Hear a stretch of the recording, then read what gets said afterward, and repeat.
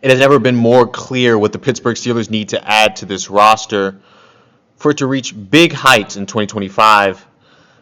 Massive Steelers update incoming. My name is Tamir Jean-Charles. This is Steelers Digest. Let's hop right into it. If you're not subscribed to the channel, please get subscribed. I finally got the video that fans wanted, that everyone wanted.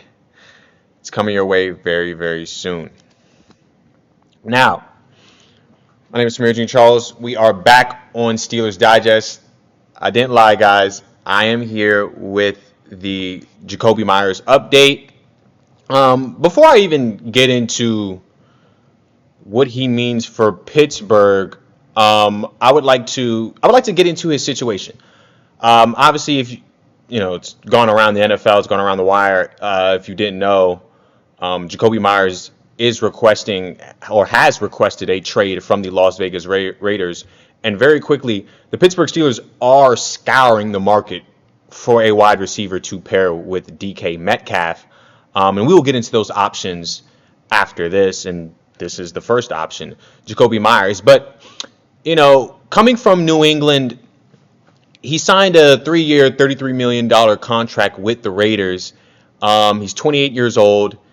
This is probably going to be his last big contract as a receiver and as a player in the NFL, given that last year he was the Raiders' number one, catching 87 balls for 1,027 yards and 4 touchdowns. So he is the Raiders' consensus number one at wide receiver. Obviously, they have Brock Bowers.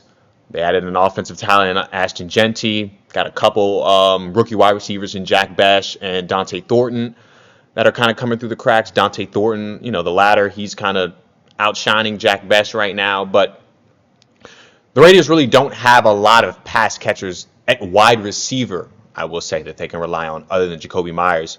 So he feels like he has some leverage. He requesting a trade after contract talks kind of went down and went sour for him. The odd thing about this is that he's getting paid the most in this year, right?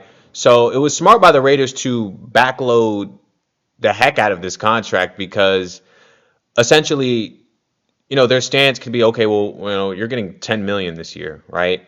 Now, I don't know if I'm going to give you another contract. And to be fair, the cap penalty in 2026 doesn't really hurt us that much. We might just cut you, right? And hopefully Dante Thornton comes out to be number one, and we can just keep the same consensus with Thornton Bowers. And then obviously they're going to have to pay Bowers. He's probably going to be the highest paid tight end of all time. Him and Trey McBride of the Cardinals are going to be fighting for that.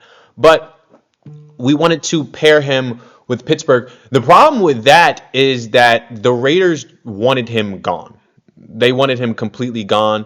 They didn't want to keep paying a bit of his salary. They didn't want to keep paying half of his salary. And the one team that the Raiders said, did come in an offer for him, and obviously they didn't reveal that team. They wanted them to pick up all the salary. And to be fair, it sounds like the Pittsburgh Steelers. It sounds like something cheap that they would do. I'm all for it, to be fair, but it just sounds like something Omar would do. So it's odd because the Raiders either want him completely off their books or they're not dealing him. Because at the end of the day, he does hold some type of value. Like, he is the type of guy where he can request a trade because he knows he's the number one receiver. Now, in terms of pass catching, no. Brock Bowers is the number one on that team. But in terms of the wide receiver position, he is the number one for that squad. So he does have a bit of leverage. We'll keep monitoring the situation. We'll keep tracking the situation and see what becomes of it. And let's move on to the second target for the Pittsburgh Steelers. And a target that Aaron Rodgers is extremely familiar with back in Green Bay when he was wearing number 83.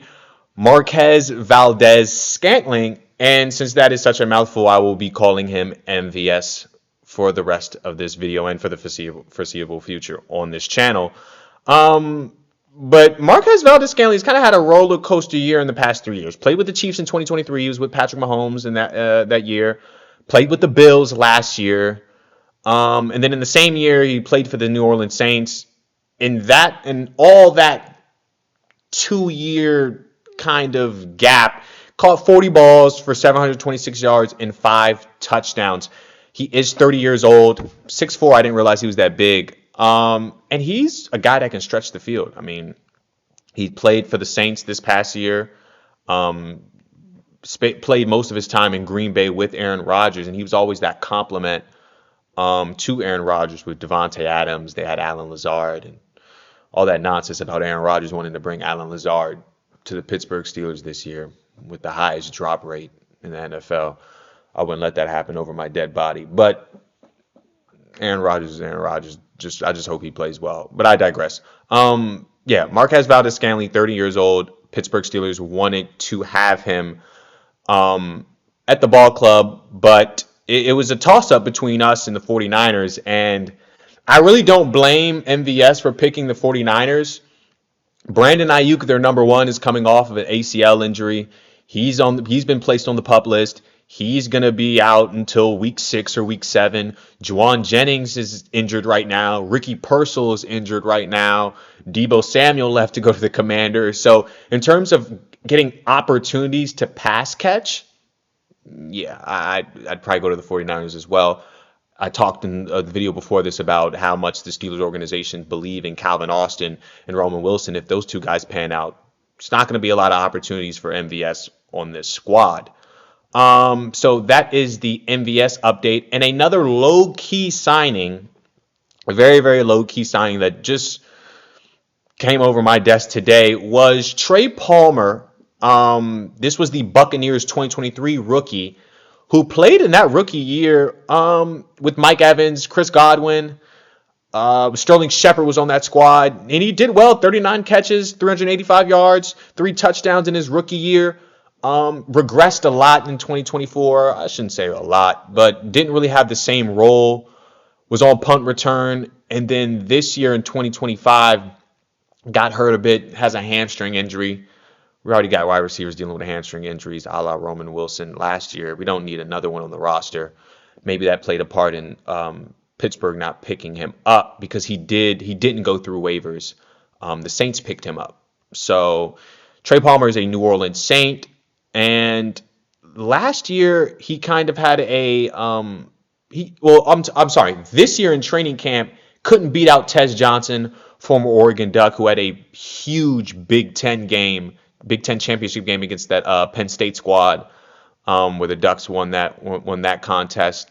But he couldn't make the roster. I mean, Jalen McMillan, who's on IR until week 9 with that neck injury. Emeka Egbuka, who's the future of that wide receiver room. Mike Evans is still on that squad. Chris Godwin is coming back from an injury. So to add Tez Johnson to that list, there's a lot of talent on that Buccaneers receiver team, and he just didn't make it through. And he's 24 years old. That's the age of some rookies now, and he's been playing in the NFL for 2 years. So he's still got a lot of value in this league. So that is the update on the Pittsburgh Steelers wide receiver situation. I know I made a video before about the receiver room, but this does confirm Pittsburgh they're still looking for that number 2 guy kind of to pair with DK Metcalf, or they're going the Chiefs route where the Chiefs just had a bunch of number 2s and 3s that they just molded together. That MVS season, Demarcus Robinson, Brian Pringle, when they had Tyreek Hill, let me just get a lot of guys, not so much a consensus number 2, but let me just get a lot of guys around our main guy and see what happens. That seems like the route the Pittsburgh Steelers are going to. But like I mentioned in the last video with Robert Woods being cut, he is on the practice squad. Beanie Bishop got cut, unfortunately. He's on the practice squad. James Pierre made the practice squad. DeMarvin Leal made the practice squad as well. We probably got one of the best practice squads in the whole entire NFL, to be fair. So we've got a lot of depth on this roster in this whole organization. It's going to be good to see how this season goes with injuries and things like that. So, just let me know what you guys think in the comments. Do you have any wide receivers you want to put down below that we should be going after? Do you hate that we couldn't get Meyers? What about MVS? And do you not like that a veteran like Robert Woods didn't make the team? So let me know what you guys think in the comments. We'll have videos churning out for you. Peace.